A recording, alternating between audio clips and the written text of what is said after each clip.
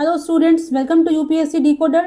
आज हम डिस्कस करने वाले हैं 20 अक्टूबर के इंपॉर्टेंट करंट अफेयर्स को। स्टार्ट करेंगे अपने मेंस के टॉपिक के साथ। देखिए, क्वेश्चन कहता है evaluate how China's global outreach through initiatives like BRI AIIB mirrors US strategy during post world war two era. इसमें दो बातें हैं। पहला है कि पोस्ट वर्ल्ड वॉर टू क्या था, आप जानते हो कोल्ड वॉर की शुरुआत होती है। तो जो रोल यूएस ने कोल्ड वॉर के समय निभाई थी, क्या सेम रोल सेम भूमिका चाइना अभी निभा रहा है? इसमें कंपैरिजन करना है, बताना है, डिस्कस करना है। आज ही के सेशन में एक आर्टिकल डिस्कस करेंगे हम, न्यू कोल्ड वॉर। इसमें देखो अच्छे से कंपेयर किया गया है कि क्या डिफरेंसेस हैं, क्या सिमिलैरिटीज है between current China's role and that times US role. Start करते हैं। फर्स्ट टॉपिक देखते हैं, new arc of India Australia collaboration. इसमें डिस्कस करेंगे हम कुछ की एग्रीमेंट्स अभी साइन किए गए हैं बिटवीन इंडिया ऑस्ट्रेलिया, उनकी इंपॉर्टेंस के बारे में, कुछ कारण देखेंगे हम कि क्या रीजंस थे बिहाइंड दिस एग्रीमेंट्स, इनके इम्प्लीकेशंस के बारे में। स्टार्ट करते हैं। ध्यान दीजिएगा, पॉइंट नंबर ए इसमें कहता है कि ये एग्रीमेंट सिर्फ डिक्लेरेटिव नहीं है, ये प्रैक्टिकल अप्रोच को दिखाते हैं। मतलब क्या है कि हम सिर्फ एक औपचारिकता नहीं कर रहे हैं, हमारे पास क्रिटिकल कॉम्प्लिकेशंस हैं, ऐसे रीजंस हैं कि हमें ऑपरेटिव स्तर पे, प्रैक्टिकल स्तर पे इसको लेने की ज़रूरत है। समझते हैं। देखो एग्रीमेंट्स कौन कौन से हैं, आपको PDF मिल जाएगी, अब देख लेना। उसमें यहाँ पे डिस्कस करेंगे बेसिकली हम इनके रीजंस के बारे में, इम्प्लीकेशंस के बारे में। तो देखो दो रीजंस हैं। पहला है एक स्ट्रक्चरल अप्रोच है, दूसरा प्रैक्टिकल अप्रोच है। स्ट्रक्चरल अप्रोच की बात करें, एक ही कारण बनता है, चाइना का बढ़ता हुआ कोअर्सिव नेचर, उसका जो नेचर है इन्फ्लुएंस क्रिएट करने का इंडो पैसिफिक में।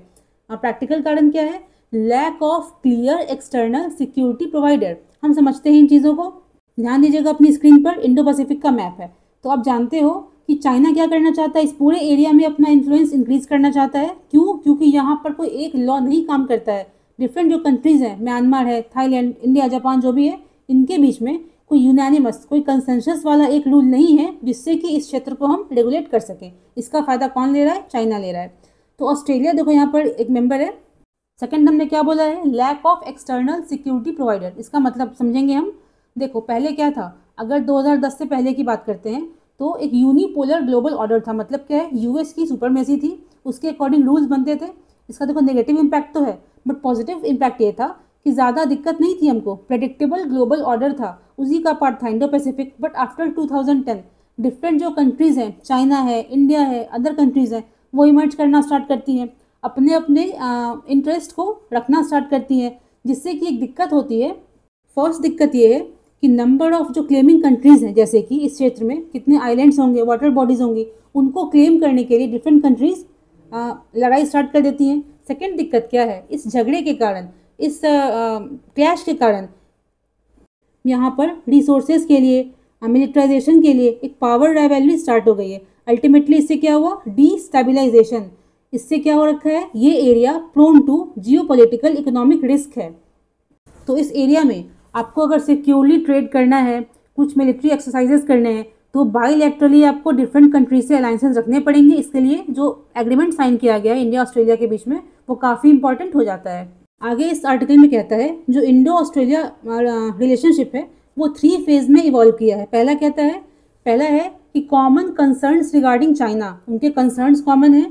तो स्ट्रैटेजिक स्तर पे देखा जाए चीज़ें इक्वल है। आगे देखिएगा, फोकस करिएगा, पॉइंट नंबर C अपनी स्क्रीन पर। ये बताता है second level of evolution regarding Indo Australia relations. इसमें हमने क्या किया, इन्फॉर्मेशन शेयरिंग करी, बायलैटरल वर्कआउट्स किए। थर्ड स्टेप क्या है हमारा, ध्यान दीजिएगा, पॉइंट नंबर D पर, defence industry cooperation and securing supply chains. क्या है, defence industry cooperation and securing supply chains. इसी को हम बोलते हैं प्रैक्टिकल अप्रोच। अगर हम बात करते हैं डिफेंस इंडस्ट्री कोऑपरेशन की, इसमें क्या होता है, हम गवर्नमेंट के लेवल से एक लेवल आगे बढ़ करके हम जो प्राइवेट कंपनीज हैं उनके स्तर पर इंगेज कर रहे हैं। सेकंड कहता है सिक्योरिंग सप्लाई लाइन चेन्स, कि inflow outflow of investment, raw materials, finished goods बना रहे, इसमें किसी थर्ड पार्टी का, किसी अदर रिस्क की संभावना ना रह जाए। तो ये डिफेंस एग्रीमेंट जो साइन करी गई हैं वो इंपॉर्टेंट क्यों है, because these agreements operationalise this third level of engagement. कौन सा लेवल है, हमने डिस्कस किया जस्ट अभी पॉइंट नंबर D के भीतर। तो हमने इसमें ओवरऑल क्या देखा, अगर बात करें इंडिया ऑस्ट्रेलिया डिफेंस रिलेशनशिप की, वो 3 स्टेजेस में है। फर्स्ट क्या था, हमारा शेयर्ड कंसर्न है रिगार्डिंग चाइना। सेकेंड है, हमने उसको इंक्रीज करके हम ले गए बायलैटरल वर्कआउट्स की तरफ। थर्ड स्टेप क्या था हमारा, उसको प्रैक्टिकल अप्रोच तक ले जाना, एक्चुअल काम करना, उसको हमने किया है इन डिफेंस एग्रीमेंट्स के थ्रू। एग्जाम्पल देख लेते हैं खत्म करने से पहले। इसके देखो दो इंपॉर्टेंट एग्जाम्पल्स हैं, आप फोकस करना पॉइंट नंबर ए की तरफ। उसके देखो नीचे काफ़ी ब्लू कलर से कुछ मार्क किया गया है, आपको पीडीएफ में मिलेगा ये। इसमें पहला एग्जाम्पल कहता है arrangement on air to air refuelling, दूसरा है mutual submarine rescue support cooperation. तो हम यहाँ पे देखो सिंपल बात नहीं कर रहे हैं कि आपके यहाँ हम आएंगे, आप मेरे यहाँ आओ, डिप्लोमेसी हो रही नहीं, यहाँ हम एक्चुअल वर्किंग की बात करते हैं। आगे बढ़ते हैं। अब एक टर्म है बोटानिकल सेक्सिज्म, अ मेल बायस। इसको किस कंटेक्स्ट में यूज़ करते हैं हम? अर्बन ब्यूटिफिकेशन के रिस्पेक्ट में। देखो अगर हम बात करते हैं शहर में सड़क के किनारे पेड़ लगाने की, तो गवर्नमेंट है वो इस बात का ध्यान रखती है कि हम मेल ट्रीज़ को, मेल प्लांट्स को ही लगाएं। क्यों? क्योंकि लॉजिक इसके पीछे दिया गया है कि मेल प्लांट्स क्या करते हैं, पॉलन ग्रेन्स प्रोड्यूस करते हैं, जो फीमेल प्लांट्स होती हैं उसको रिसीव करती हैं। इसलिए जहाँ पर फीमेल प्लांट्स होंगी, फ्रूट्स होंगे, सीड्स होंगे, वो झरेंगे समय समय पर। उस मेस को अवॉइड करने के लिए मेल प्लांट्स को ही प्लांट किया जाता है। बट दिक्कत क्या हो जाती है कि due to lack of female plants वो सर्टन स्पेस नहीं होता है जहाँ पर पॉलन ग्रेन्स को अब्जॉर्ब किया जा सके, इसलिए वो हवा में तैरते रहते हैं, पोल्यूशन क्रिएट करते हैं, एस्थमा क्रिएट कर सकते हैं। तो अल्टीमेटली बात यही है कि due to this botanical sexism हमारे हेल्थ पर असर पड़ता है। छोटा सा न्यूज़ था, आगे देखते हैं। अपनी स्क्रीन पर देखिए एक नाम दिया गया है, कैट्स पॉ। क्या है? नेब्यूला है। What is nebula? वैसा रीजन जहाँ पे स्टार्स फॉर्म करते हैं, बस ध्यान रखना है इतना। कैट्स पॉ क्या है? नेबुला है। आगे देखते हैं। ये हमारा आज का बहुत इंपॉर्टेंट आर्टिकल है रिगार्डिंग यूपीएससी मेंस। हमने स्टार्टिंग में कहा था, एक क्वेश्चन दिया था आपको डिस्कस करने को कि क्या ये सही है, क्या ये कहना सही होगा कि जो रोल यूएस ने कोल्ड वॉर के टाइम पे प्ले किया था, क्या वही रोल चाइना करेंटली प्ले कर रहा है, और क्या ये न्यू कोल्ड वॉर एरा है? इसको डिस्कस करेंगे हम इस आर्टिकल में। इसको देखो स्टार्ट कैसे किया है कि China has always been the main adversary. किसकी बात कर रहा है? यूएस की।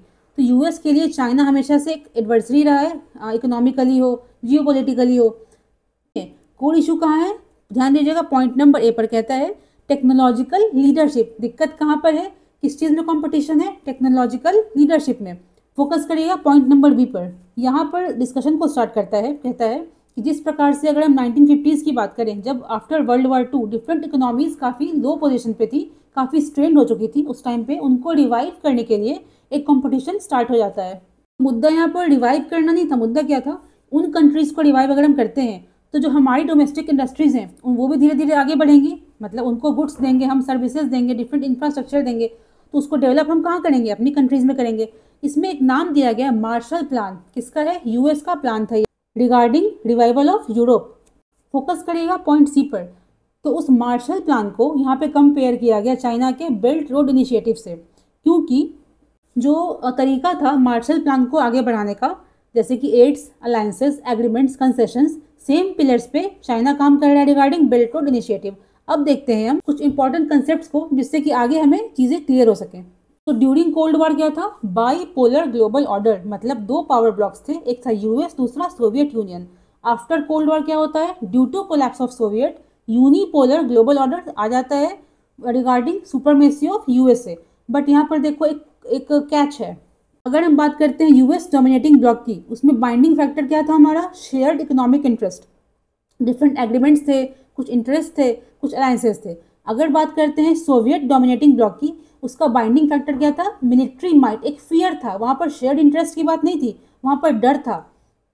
इसीलिए चाइना के करंट इनिशिएटिव को हम सोवियत से कंपेयर नहीं करते, हम कंपेयर करते हैं यूएस से। क्यों? क्योंकि यहाँ पर भी क्या है? इकोनॉमिक इंटरेस्ट है, अलायंसेज है, एग्रीमेंट्स है। एक टॉपिक देखो इसमें और है, फोकस करना पॉइंट नंबर ई पर। इसमें डिस्कस करता है कि उस टाइम पे ठीक है मतभेद था between US block and Soviet block, but एक कंपेरेटिव देखा जाए तो ग्लोबल स्टेबिलिटी थी। इसका मतलब समझते हैं हम। तो how was that cold era period comparatively stable? क्यों उसको स्टेबल बोलेंगे हम? तो 4 कारण दिए हमने। एक प्रेडिक्टेबल वर्ल्ड ऑर्डर था, सेकंड कहता है no full scale military engagement, third है स्पेस रेस है, इकोनॉमिक कंपटीशन की भावना थी कि हमें आगे बढ़ना है, फोर्थ कहता है न्यूक्लियर डिटेरेंस, मतलब हम न्यूक्लियर लड़ाई नहीं करेंगे। तो देखो इसको अल्टीमेटली एक फ्रेज दिया गया है, स्टेबल इंस्टेबिलिटी। ध्यान रखिएगा इस चीज़ को। अगर मेंस में रिगार्डिंग कोल्ड वॉर का क्वेश्चन आता है, आप इस फ्रेज को यूज कर सकते हो, स्टेबल इंस्टेबिलिटी। आगे देखते हैं। एक देखो टर्म दिया गया है जियो इकोनॉमिक्स। इसका मतलब होता है इकोनॉमिक्स को एज अ टूल यूज करना फॉरेन पॉलिसी के संदर्भ में। तो इसका इंपॉर्टेंस क्यों है? हमने डिस्कस हम क्या कर रहे हैं यहाँ पर कि चाइना का रोल अभी जो करेंटली है वो कैसे रिजेंबल करता है यूएस के कोल्ड वॉर के रोल से। यही देखो की टर्म यहाँ पर है, जियो इकोनॉमिक्स, जो कि दोनों को सिमिलर बनाता है। इसका मतलब क्या होता है, use of organisations like WTO है, वर्ल्ड बैंक है, IMF है, उसको अमेरिका यूज़ करता था उस टाइम पे अपने इन्फ्लुएंस को इंक्रीज करने के लिए। आप सेम देखोगे, आप पढ़ते हो न्यूज़ में कि चाइना भी क्या कर रहा है, वहाँ पर अपने डोनेशंस को इंक्रीज कर रहा है, इंपॉर्टेंट पोस्ट पे लोगों को बिठा रहा है, तो वो भी इस चीज़ को फॉलो कर रहा है। अभी तक हमने क्या देखा, फर्स्ट देखा हमने differences between the two blocks US and Soviet during the cold war. Second देखा हमने यूएस की पॉलिसीज क्या थी उस टाइम पे, किस प्रकार से वो एग्रीमेंट्स को यूज़ करके, एड्स को, अलायंस को यूज़ करके डिफरेंट कंट्रीज पे अपना इन्फ्लुएंस इंक्रीज कर रहा था। सेम चीज़ें चाइना भी कर रहा है।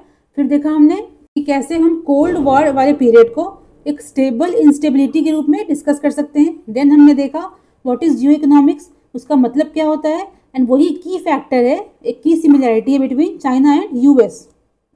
फोकस करिएगा पॉइंट नंबर F। इसमें देखो दो बातें कही गई हैं। फर्स्ट है declining demographic working population in China. इसमें कहता है कि चाइना में जनसंख्या वृद्धि दर जो है बिलो रिप्लेसमेंट रेट आ गया है, मतलब वहाँ पर जो बुजुर्ग हैं उनकी संख्या काफ़ी ज़्यादा हो गई है, जो वर्किंग पॉपुलेशन है वो बहुत कम है।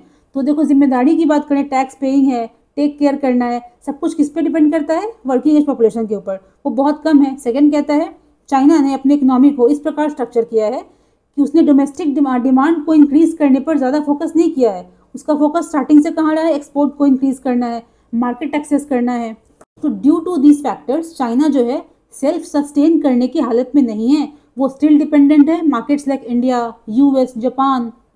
तो ये जो दो फैक्टर्स हैं वो एक बेसिकली बैलेंस के रूप में काम करते हैं रिगार्डिंग चाइनाज एस्पिरेशंस एंड जो प्रैक्टिकली वो कर रहा है। अल्टीमेटली आपने क्या समझा, इस पूरे सिचुएशन को हम न्यू कोल्ड वॉर कह सकते हैं क्या? यहाँ पर देखो लेखक कहते हैं कि नहीं, अगर हम बात करते कोल्ड वॉर पीरियड की तो ठीक है दिक्कत थी, बट एक स्टेबिलिटी थी वहाँ पर, एक प्रेडिक्शन था, एक ग्लोबल ऑर्डर था। अभी क्या है, डिफरेंट कंट्रीज अपनी पॉलिसीज को, अपनी स्ट्रैटेजीज को अपने इंटरेस्ट के आधार पर आगे बढ़ाती है, कोई लूप नहीं है। मतलब क्या, पहले क्या था, यूएस है, सोवियत है, उसकी पॉलिसी के लूप में हम चल रहे हैं। अभी क्या है, ऐसा कुछ है नहीं, हम स्वतंत्र हैं। तो बेसिकली बात इतनी सी है, इस सिचुएशन को हम न्यू कोल्ड वॉर कहना गलत होगा, इसको new type of cold war हम कह सकते हैं, क्योंकि सिचुएशन काफ़ी डिफरेंट है, कंडीशंस डिफरेंट हैं। ठीक है, आगे देखते हैं। नेक्स्ट आर्टिकल हमारा है प्राइवेट सेक्टर प्रॉब्लम। इसमें डिस्कस करेंगे हम कि in spite of government policies वो डिफरेंट कॉस्ट कटिंग कर रही है, टैक्स कटिंग कर रही है, इनिशिएटिव्स लेके आ रही, तब भी डोमेस्टिकली हमारे देश में जो प्राइवेट इन्वेस्टमेंट है वो काफ़ी लो है। इसको समझेंगे हम। कुछ कंसेप्ट्स को देखते हैं। फर्स्ट है ग्रॉस फिक्स्ड कैपिटल फॉर्मेशन। इसका मतलब क्या होता है कि फिक्स्ड एसेट्स को बनाना, मतलब जैसे कि रोड बनाना, ब्रिज बनाना, बड़े बड़े इंफ्रा क्रिएट करना। सेकंड कहता है प्राइवेट कंजम्पशन। ध्यान दीजिएगा, प्राइवेट फाइनल कंजम्पशन एक्सपेंडिचर, ये हम हो गए, जैसे कि हम बाल कटाते हैं, फ्रिज खरीदते हैं, हमने टीवी परचेज किया, ये किस में आता है, प्राइवेट खर्चे में आता है। एक टर्म दिया गया क्राउड इन प्राइवेट इन्वेस्टमेंट। इसका देखो सिंपल मतलब ये है कि जब गवर्नमेंट अपने स्तर पे इन्वेस्टमेंट को बढ़ाती है, खर्च को बढ़ाती है, एक सिस्टम क्रिएट होता है जिससे कि अल्टीमेटली जो प्राइवेट सेक्टर है वो भी ज़्यादा इन्वेस्ट करना स्टार्ट कर देता है। अब डिस्कस करेंगे हम, in spite of all the government policies जो इन्वेस्टमेंट है प्राइवेट सेक्टर का वो इंक्रीज़ क्यों नहीं कर रहा है, रादर वो घट रहा है। इसका देखो मेन कारण क्या है। देखो अगर हम बात करते हैं प्राइवेट इन्वेस्टमेंट की तो दो फैक्टर्स होते हैं जो उसको ड्राइव करते हैं। पहला क्या है, गवर्नमेंट पॉलिसीज़, दूसरा है डोमेस्टिक डिमांड। तो पॉलिसीज़ में क्या हो सकता है, इंटरेस्ट कट करना लोन पर, टैक्स कट करना, सब्सिडीज़ देना आपको, डिफरेंट जैसे कि सिस्टम है बिजनेस करने का उसको ईज करना, आसान करना। बट जब बात आती है डोमेस्टिक डिमांड की, ये ज़्यादा इंपॉर्टेंट ड्राइवर है with respect to government policies. कैसे, एक इन्वेस्टर जो होता है उसका अल्टीमेट एम क्या होता है, प्रॉफिट को अर्न करना। ये बात अच्छी है कि गवर्नमेंट ने काफ़ी चीज़ों को आसान कर दिया है, लोन लेना, डिफरेंट चीज़ें ईजी हो गई है। बट उसको जब लगेगा कि जहाँ पर पैसा वो लगा रहा है वहाँ पर उसके गुड्स के लिए, उसके सामान के लिए डिमांड ही नहीं है, तो चीज़ें कितनी भी अच्छी क्यों ना हो वहाँ पर वो पैसा नहीं लगाएगा। हमारी कंट्री में दिक्कत क्या है, डोमेस्टिक डिमांड बढ़ रहा है, वो घट नहीं रहा है, बढ़ रहा है, लेकिन तब भी जो प्राइवेट सेक्टर है वो उस पर ट्रस्ट नहीं कर पा रहा है, उस इंक्रीमेंट पे वो लॉन्ग टर्म के लिए भरोसा नहीं कर पा रहा है। इसका सबसे बड़ा कारण जो है, सोर्स ऑफ दैट इंक्रीज, जो डोमेस्टिक हमारा डिमांड बढ़ रहा है उसका सोर्स क्या है, तो गवर्नमेंट स्कीम्स लेके आती है, सब्सिडीज़ लेके आती है, कैश ट्रांसफ़र करती है, सस्ते में खाना देती है आपको, कुछ दिन का जॉब देती है। तो ऐसे कंपनीज़ को लगता है, जो प्राइवेट इन्वेस्टर्स हैं उनको लगता है कि ये तो टेम्प्रेरी इंक्रीज़ है, हम लंबे समय के लिए इन इंक्रीमेंट्स पे भरोसा नहीं कर सकते हैं।